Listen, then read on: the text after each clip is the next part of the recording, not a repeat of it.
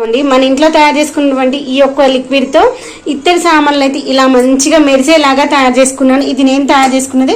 నా దగ్గర ఉన్నటువంటి ఈ యొక్క గ్లాస్ బాటిల్ అయితే నేను స్టోర్ చేసుకున్నాను. ఇది అంతకుముందు సాస్కి వచ్చినటువంటి బాటిల్ ఇలా స్టోర్ చేసి పెట్టుకున్నాను. ఇది మన సంవత్సరం దాకా కూడా నిల్వ ఉంటుంది. ఈ యొక్క లిక్విడ్ మన ఇంట్లో ఉన్నటువంటి వాటితోనే తయారు చేసుకున్నాను. ఇది అదేంటో కాదు, నిమ్మకాయ ఉంటుంది కదా, ఖరాబ్ అయిన నిమ్మకాయలు, దాంట్లో ఉప్పు, కొంచెం లిక్విడ్ హ్యాండ్ వాష్ వేసేసి చేసుకున్నాను. ఇకండి లాస్ట్ కు మిగిలినటువంటి ఈ యొక్క నిమ్మకాయ సీడ్స్ కొంచెం పిప్పి లాంటివి ఉంటుంది కదా, ఫిల్టర్ చేసినప్పుడు దాంతోనే తోమేసాను. ఎంత తెల్లగా అయినాయో చూడండి. దీనికి కొంచెం లిక్విడ్ డిటర్జెంట్ పెట్టేసుకుంటే చాలా అంతే మంచిగా వస్తుంది. దీన్ని స్టోర్ చేసుకుందాం, ఎందుకంటే ఫిల్టర్ చేసి పెట్టేసుకున్నాను అనమాట. ఆ ఫిల్టర్ చేసినప్పుడు వచ్చినటువంటి నిమ్మకాయ గింజలు ఇవన్నిట్లో పెట్టేసుకున్నాం. మళ్ళీ నెక్స్ట్ ఇప్పుడు మనం వంట చేసుకున్న తర్వాత వాడుకోవడానికి. అలా నేను మార్నింగ్ బ్రేక్ఫాస్ట్ చేసినప్పుడు దీంట్లోనే వాడాను. మళ్ళీ వాటర్తో నార్మల్గా సోప్తో వాష్ చేసి పెట్టేసుకున్నాను. ఇదేమో అప్పుడు ఫస్ట్ టైం తోముకున్నాను అనమాట. ఫస్ట్ టైం తోముకుని ఇలా ఉంటుంది, సెకండ్ టైంకి ఇలా ఉంటుంది. మళ్ళీ ఇంకొకసారి తోముకుంటే ఒక 2 సార్లు వరకు కొంచెం కలర్ చేంజ్ అవుతుంది అనమాట, మరకలుగా అనిపిస్తుంది. అప్పుడు మళ్ళీ కొంచెం ఈ యొక్క లిక్విడ్ మనం తయారు చేసుకున్న లిక్విడ్ పెట్టేసుకుని తోముకున్నాం అనుకుని మంచిగా తల మెరుస్తా ఉంటాయి తెలుసా. ఇత్తడి సామాన్లు కిచెన్ లో మెరుస్తా ఉంటే ఆ ఫీల్ వేరుగా ఉంటుంది. దోస్తులు అందరు ఎట్లున్నారు మరి? మంచిగా ఉన్నారు. ఇవాళ అయితే మేము ఒక మంచి ఇంట్రెస్టింగ్ అండ్ యూస్ఫుల్ వీడియోతో అయితే మీ ముందుకు వచ్చింది మీ కవిత. ఐ హోప్ నచ్చుతుంది అనుకున్నా, హెల్ప్ అవుతుంది అనుకుంటున్నా. నచ్చినట్లయితే లైక్ చేయండి, షేర్ చేయండి. సబ్స్క్రైబ్ చేయకుండా చూస్తే ప్లీజ్ సబ్స్క్రైబ్ చేసుకుని సపోర్ట్ చేస్తారని అయితే ఆశిస్తున్నాను. ఈ యొక్క నిమ్మకాయలు కదా కొన్ని ఖరాబ్ అయినాయి అనమాట. ఖరాబ్ అయిన నిమ్మకాయలన్నింటినీ ఇలా 2 ముక్కలుగా కట్ చేసుకొని దీని యొక్క జ్యూస్ అయితే తీసుకుంటున్నాను. ఎందుకంటే ఇట్లా ఖరాబ్ అయినాయి కదా, నిమ్మకాయలు పాడేయకండి. వీటిని పాడేయకుండా మనము రీయూజ్ చేసుకోవచ్చు. మన ఇంట్లో ఉన్నటువంటి ఇత్తడి సామాన్లు ఉంటాయి కదా, ఇత్తడి సామాన్లు తోముకోవడానికి మంచిగా ఉంటుంది. ఇది ఈ రోజుకి కాదు, 2-3 నెలల దాకా కూడా అస్సలు ఖరాబ్ కాదు. దగ్గర సంవత్సరం వరకు కూడా నిల్వ ఉంటుంది అనమాట. ఓన్లీ ఈ యొక్క నిమ్మరసం ఒకరే కాదు, దీంట్లో కొన్ని ఇంగ్రీడియంట్స్ వేసుకోవాలి. ఇంగ్రీడియంట్స్ వేసేసుకొని స్టోర్ చేసుకుని రోజు మనము దీపారాధనకు ఉపయోగించేటువంటి కుందులు కావచ్చు, ప్రసాదం పెట్టేటువంటి గిన్నెలు కావచ్చు, ప్రసాదం చేసే బౌల్స్ కావచ్చు, వంట సామాగ్రి కావచ్చు, ఇత్తడి సామాన్లు తోమడానికి అయితే చాలా బాగా పనిచేస్తుంది. నీట్గా తెల్లగా అయిపోతాయి తెలుసా. మనకు బయట తీసుకునేటువంటి పీతాంబర్ కంటే చాలా బెటర్, చాలా బాగా ఉపయోగపడుతుంది అనమాట.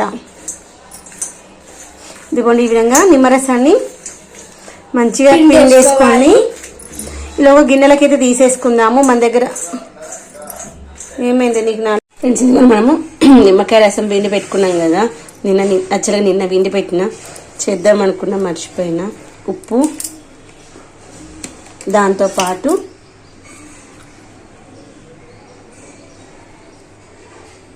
ఒక్క నిమిషం, కొత్తది ఓపెన్ అవ్వట్లేదా.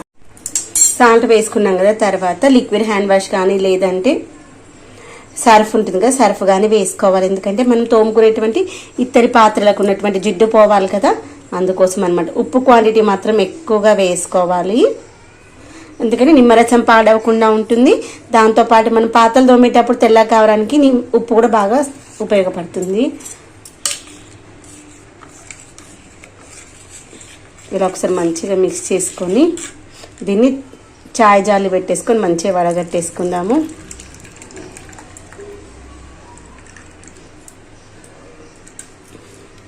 ఈ ఉప్పు ఏంటంటే వడగట్టుకున్నాక వేసుకుంటే బెటరేమో, అది దాంట్లో మిక్స్ అవ్వదు కదా.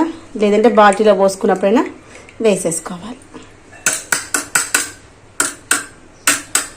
దీనిని మనము ఈరోజు తోముకునేటువంటి ఇత్తడి గిన్నెలు ఉన్నాయి కదా, ఇప్పుడు వంట వేసుకున్నటువంటి ఇత్తడి గిన్నెలు ఉన్నాయి కదా, ఇది ఉంది, ఇంకా కొన్ని ఉన్నాయి ఇత్తడి పాత్ర, అవి తోముకోవడానికి అది వాడేసుకుందాము.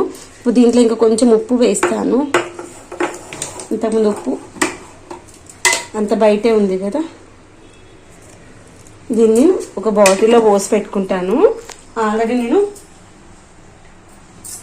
రెగ్యులర్గా ఇదే బాటిల్లో పోసి పెట్టుకుంటాను అనమాట. కొంతవరకు ఉంది, దీంట్లో పోసేసి పెట్టేస్తాను. ఈ యొక్క బాటిల్ బెనిఫిట్ అనేది దీనిపైన హోల్ ఉంటుంది అనమాట. కాబట్టి మనం గిన్నెలో వేసుకుంటేప్పుడు, గిన్నె పైన వేసుకుంటేప్పుడు ఎక్కువ పడదు అనమాట, కొంచెం కొంచెమే పడుతుంది.